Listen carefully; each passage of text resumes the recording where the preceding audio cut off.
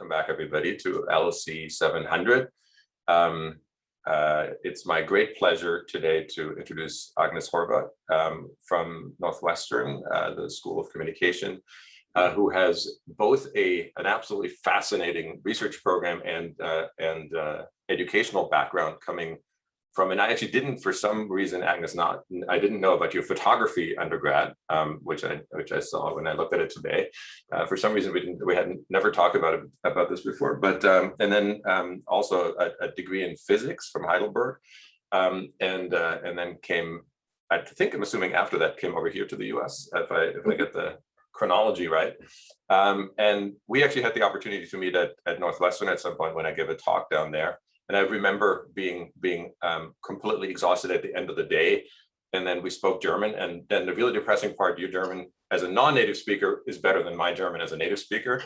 But most importantly, her research is something that I think will be really relevant to a lot of the people in this colloquium series, and has also won one of the most prestigious awards that the National Science Foundation gives out, and that is the Career Award. Having served on a bunch of these panels, those things are not easy to get. They're really hard to get. They are really about not just pushing the frontier of research in a particular field, but also integrating that research with a long-term teaching program and changing the culture at an institution in terms of really developing curricular programs. So I think that in itself, in addition to all the other accolades that her work has gotten, speaks to how important, how groundbreaking, and how exciting it is. So without further ado, Ágnes, I'm going to turn it over to you. Ágnes was saying before everybody came on, she's also happy if there are clarification questions throughout to field them. Both Ashley and I will monitor the chat and hand-raising function and so on. So feel free to jump in if you do have questions. If not, we'll have a chance to talk more in the Q&A. So I'll turn it over to you, Ágnes. Thank you so much for joining us. Okay, wonderful. Thank you so much for that kind introduction. Quite intimidating to get started after this, so much appreciated. I just want to check, first of all, whether you see the right slide. So the big slide, or I'm seeing presenter view. Presenter view. So let me switch over. So now you should see the, awesome. Okay, so thank you so much for the invitation. This is such a pleasure and such an honor. It's been a crazy year, I'm sure, for all of you with COVID, and these opportunities to talk to people about research are invaluable. Not to mention this one in particular, because I did find myself, while doing the research for some of the projects that I'm going to talk about and for the Career Award, I did find myself bumping into your research quite a bit. So I'm really excited to engage with the faculty as a whole. And I have to thank Ditram for his support during that career application. Okay, so let me start by bringing up this concept that is going to be familiar to most of you, scholarly communication. This is hopefully a very relatable problem. It's a technical term that describes when any of you are basically tweeting about a research paper, adding a reference to a Wikipedia page, or publishing a YouTube video about your articles. So this should be something that you have seen or engaged with.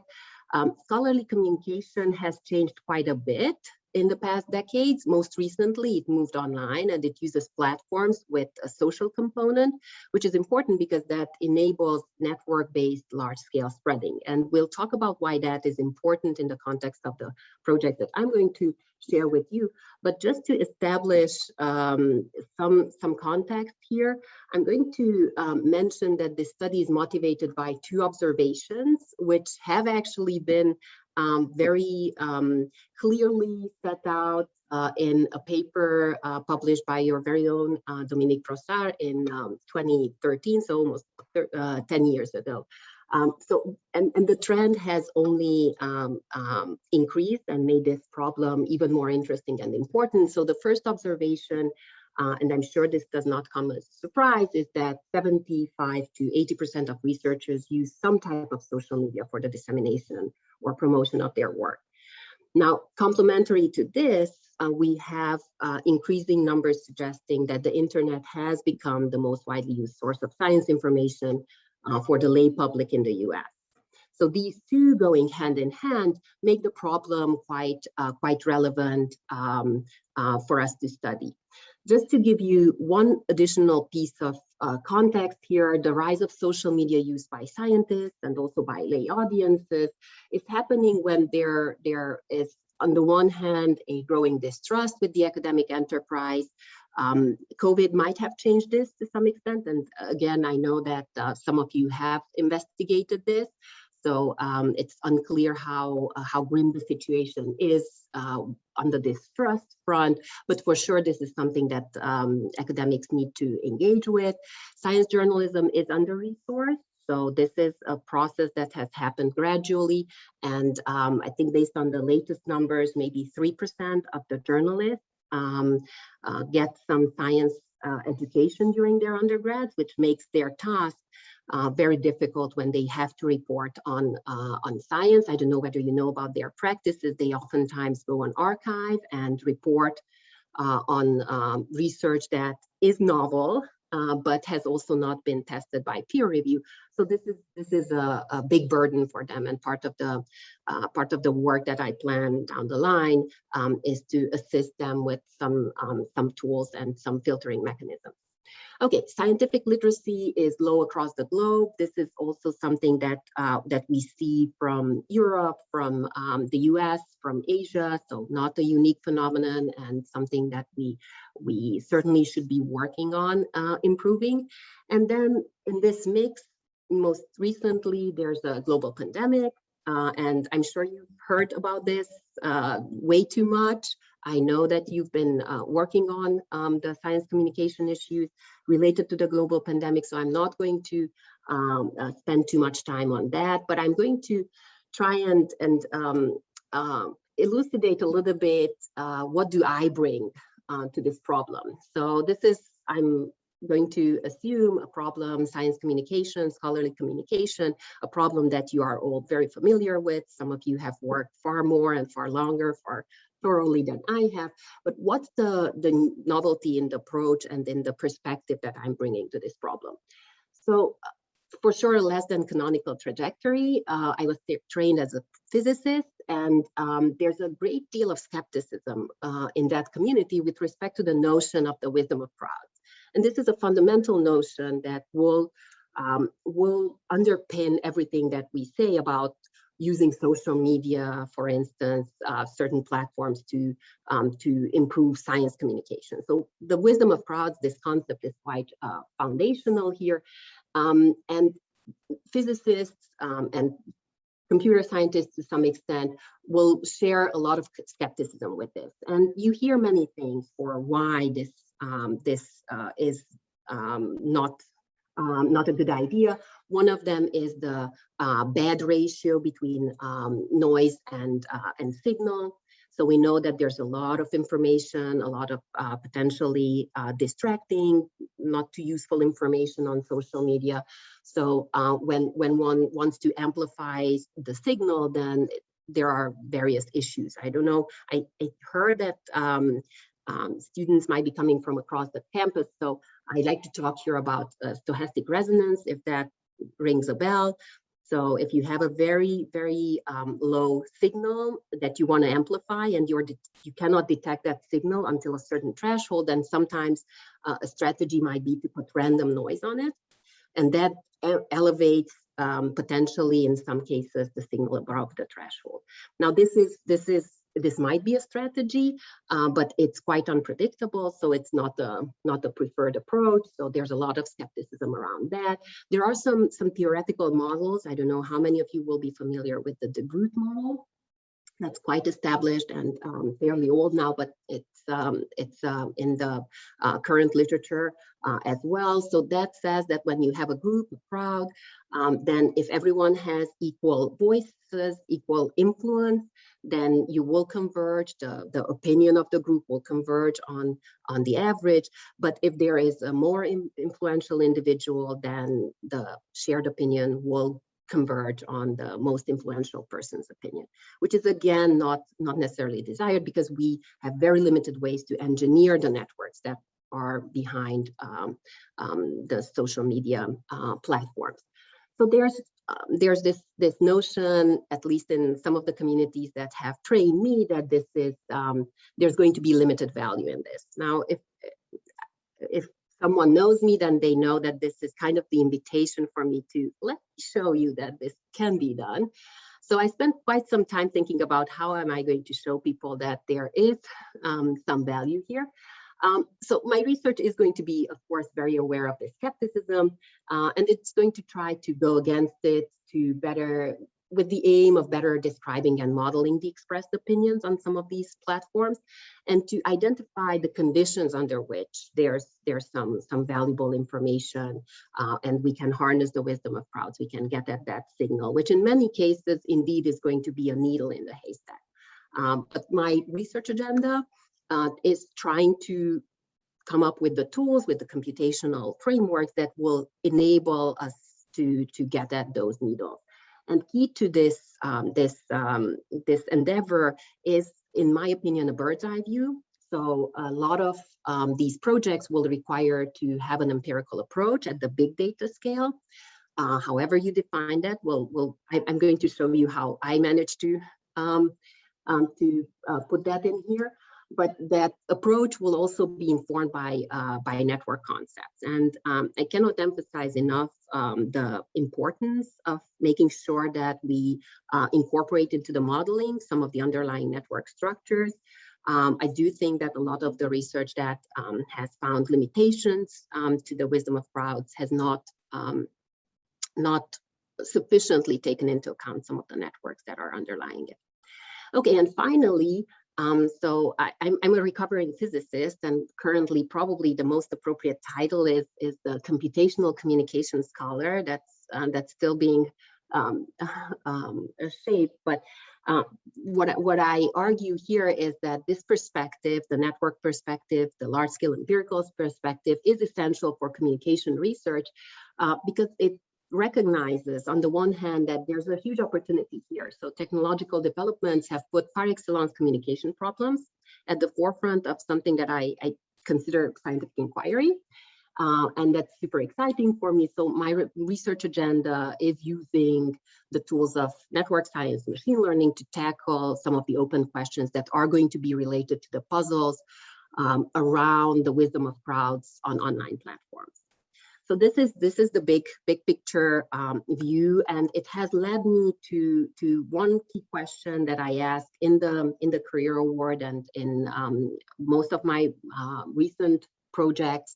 Can the networks of how scientific findings spread online be used to improve scholarly communication? And the two stakeholders that I like to keep in mind here are researchers, the scientific community. How can we design, or how can we better do scientific communication? How can we better communicate our findings with our peers? And then society at large. So how can we involve and better educate lay audiences? So within this this big question, I was hoping to go through three topical areas during this talk, and it's up to us to decide to what extent we want to go in details. But on the one hand, I was hoping to show you how one can analyze the sharing network of scientific articles online, and this is going to be a large-scale endeavor over multiple years with some interesting findings about the temporal patterns and some of the structural patterns about how this is happening in the wild. Another thread of this that we've been thinking quite a bit about are the inequities that are involved in the coverage of scholarship. And if you have followed the science of science literature, then you know that there's a ton of work on how underrepresented groups are cited less, are promoted less often, have fewer resources, and so on. But I think that, and tackling the problem from there has not proven to be very, very fruitful. So I think one needs to go one step before that and think more about visibility issues and awareness issues. And I think that looking at science communication online, scientific scholarly communication online, one can get at some of those initial stages and establish at least what we are working on there. And then finally, the holy grail with this research program is to harness the wisdom of scholarly communication networks. We have started to do that, and I brought a teaser for you. We have looked at how retracted papers are mentioned online, and we've compared those with non-retracted papers, so the OK papers, let's call them like that. And we are starting to see systematic patterns there, which indicates that there might be some signal for filtering tools for future work. Okay, so these are the three topics that I'm going to try to cover. And before I just start and pour information on you, another piece of guidance on how to understand this talk. So there will be 3 layers. At the surface, you will hear some basic descriptives, maybe some models about how the sharing of scientific articles happens, what are the systematic patterns there.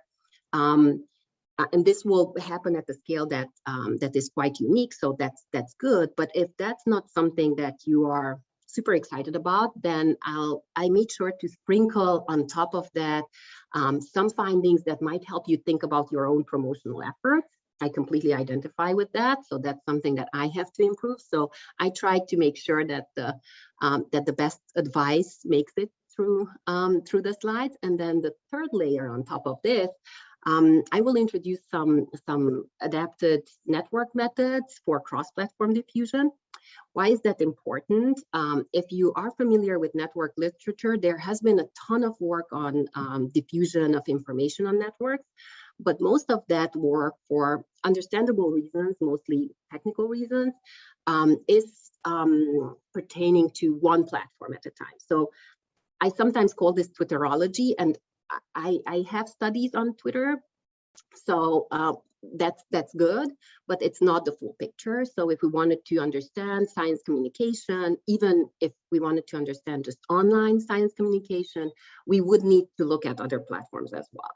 And the question is how to do that. We need some adapted methods, and that's something that I'm going to provide to you. I will talk also about measurement issues. Whenever one tries to look at phenomena at this scale, there are so many pitfalls in terms of measurement. So I'm always trying to be very mindful. And in this talk, I'll talk about that as well. Okay, so 3 topics, 3 layers. So basic descriptives, facts, some advice, and some methodological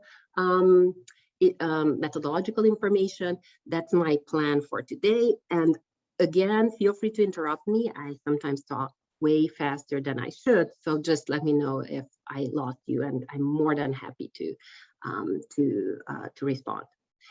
Okay, so in this first part, the question is going to be, how are scientific articles shared online? There's fantastic work on this in the survey-based research space. So this paper came out, again, almost 10 years ago, and it was looking at how scientists who publish in prime venues describe their work and how audiences decide whether or not they should, they would like to share those articles based on the summaries. And the study makes really cool findings. It emphasizes the importance of topic. If the content is interesting, useful, comprehensible, then if it reflects positively on the person transmitting it, then chances are higher that it's going to be shared. There's also a discipline effect, which is something that we see in a large-scale study as well. However, in real-world settings, there are various complications that are introduced by the accelerating dynamics of collective attention. So people don't have the time to look at the summary and digest it. And there's this problem with the ecosystem of platforms. So the sharing will be determined determined by the platform and the amenities of the platforms sharing it, whether it's Twitter or whether it's going to be a news article. Okay, So what we are going to do here, we are going to address this question that has not been addressed thoroughly enough. How do people disseminate research findings in real settings, so beyond what was found with the experimental subject? And how do you reach broader audiences with your research? So that's the byproduct that we'll try to touch on at least. I think I shared this paper. I don't know how many of you have looked at this. This is on the more technical side, this piece in the ICWSM AAAI conference. The main tool to get this project off the ground, or the main asset for us, was a partnership with Altmetric. So the reason this community, the community focused on web science, has not looked at diffusion of information across platforms is that it's really hard to track the spread of scientific content across different types of platforms, so both online news, social media platforms, blogs, repositories, and so on. So to address that technical challenge, we rely on Altmetric's efforts for the past 10 years, where they have used hyperlinks and the document object identifiers, or the DOI numbers that are associated with your papers, to uniquely identify the same paper in a policy document on YouTube and on say a Reddit entry. So just to give you an example for how their data looks like, they are collecting mentions to, or links basically to papers across various platforms. They have their in-house measure to quantify attention. That's not something we are interested in. So we are just looking at their sheer data dump, which we cleaned and made sure to prepare it for our analysis. We in this initial study, we had 7 years of data across many disciplines and publication venues, which made for a really interesting data set at a very large scale in comparison to what has been done before. Okay, so we take the information from these data dumps that you would see on their platforms if you go there, and we translate it into what you see on the right side of your screen, where certain platforms, Twitter, Facebook, news, and blogs in this example, are tracked, and we are looking at the mentions across time. So this is what we are doing. When you see here a star, that just means that we identified a burst there. I'll talk to you about that in a minute. Okay, so this is what we do. And then when we see that there's this interesting cross-platform activity, then we started to think about multi-platform spreading and existing ways to model that. And there's not much. What I'm trying to show you here is what we found in terms of literature on studies that were trying to look at least two platforms. So things that would look at both Twitter and Facebook, we couldn't find anything. There were some studies that looked at Facebook and news, so how does information travel between the two? And there were studies around blogs and news, but most of the studies are in the diagonal here, meaning that they are looking at one platform and how diffusion happens within that platform. Okay, so we propose here to go beyond that with this data set, and with some of the methods that I'm going to show you, we can do that. And the first substantive question that we ask is, in what ways is the sharing of scientific findings, like the spreading of other types of information that have been studied extensively in the web science community, so things like news articles, memes, photos, or videos? There are three things that we find that are quite similar. On the one hand, the temporal variation, there's this novelty component. So most of the activity happens within the first 3 days after the first post about the scientific article. The speed of content adoption across platforms, as you would see with memes and news articles, there are some interesting patterns there. So it turns out that news are not necessarily the fastest in sharing scientific findings. Oftentimes Twitter and other blogs are faster. And then I'll spend a little bit of time on the burstiness piece. So I'm not sure how many of you are familiar with this concept of bursts? No. So the idea is that when you look at dimensions across time, then you see wiggles like this, waves, and the burst will be a local maximum there.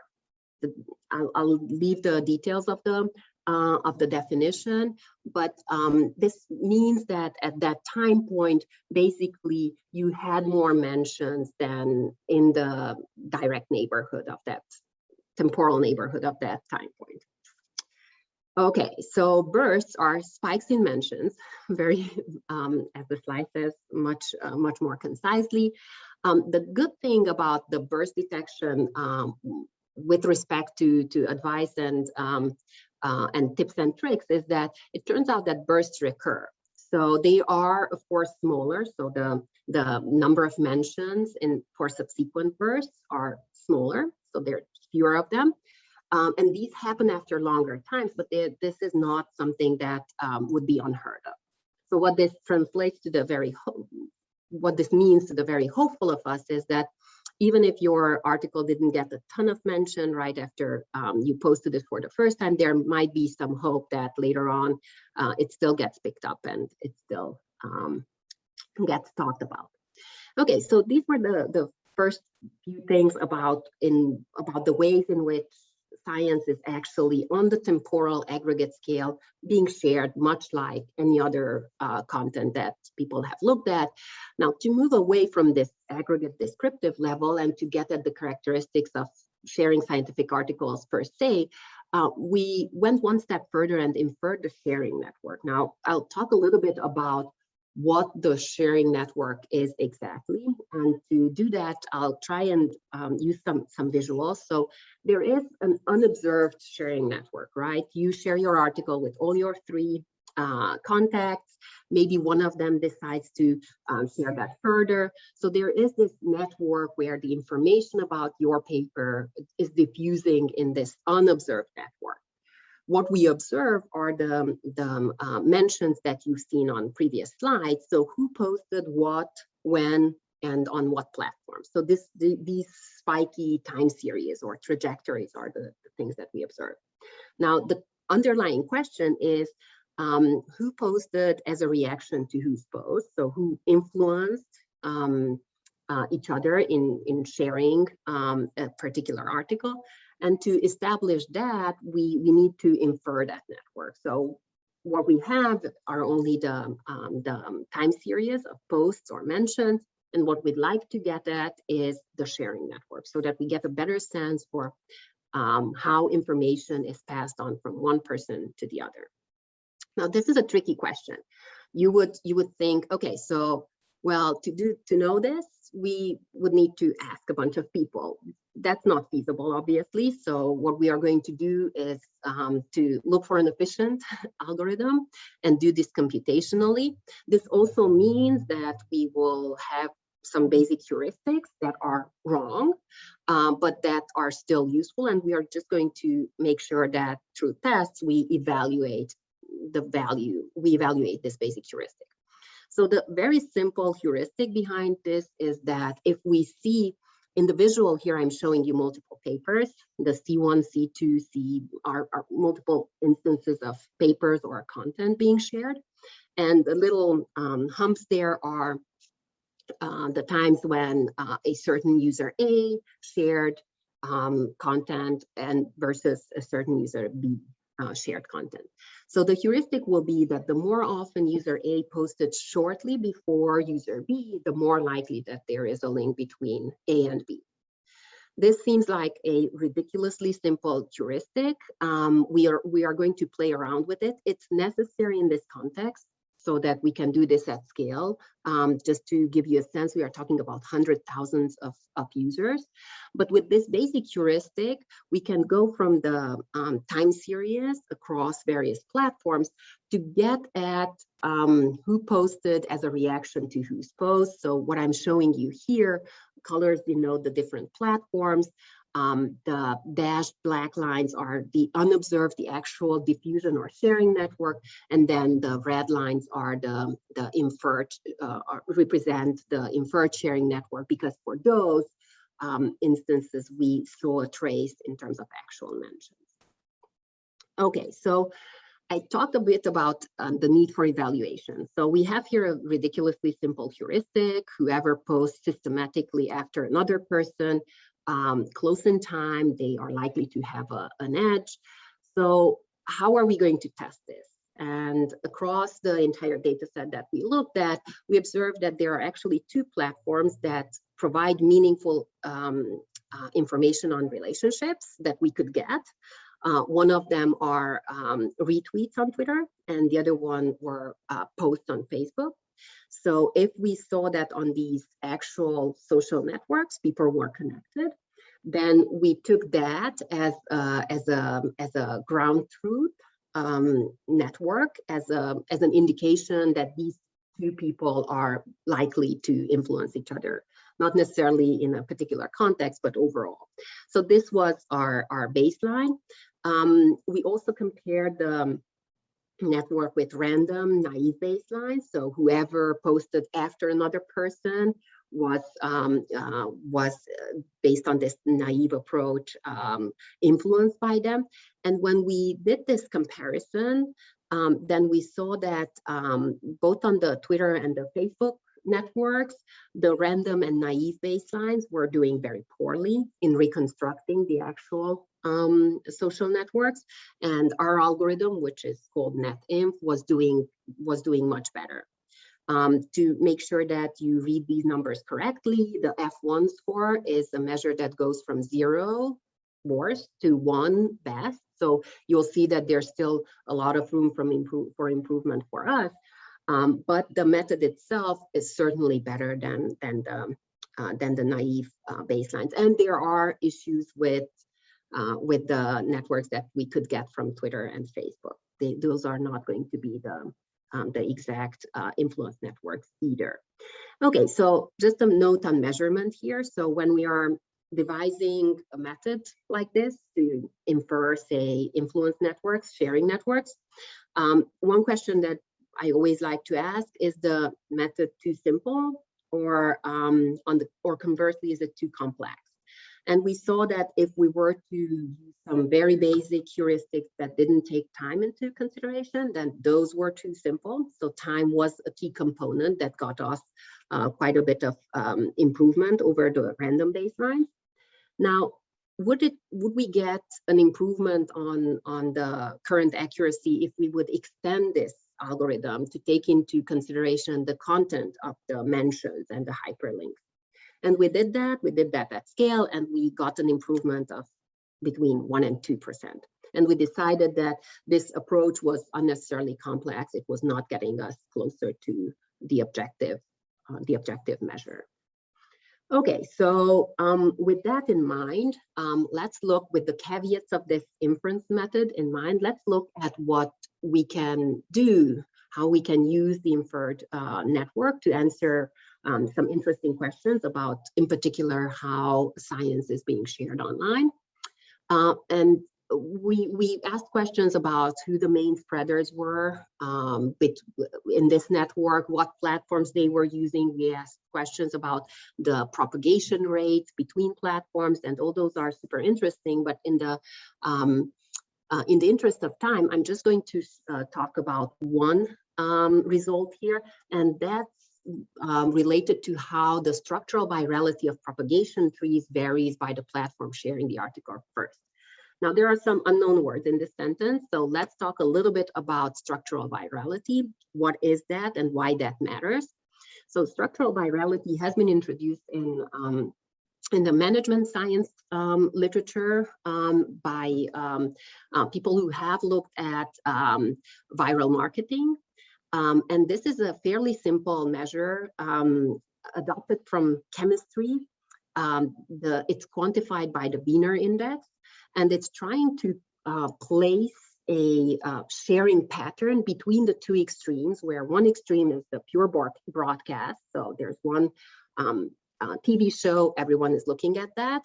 And the person-to-person sharing, the completely organic, I heard it from a friend who heard it from a friend, and so on. And notice that the structures will be different. And there's an interesting body of literature by Duncan Watts and colleagues showing that structural virality is a meaningful measure.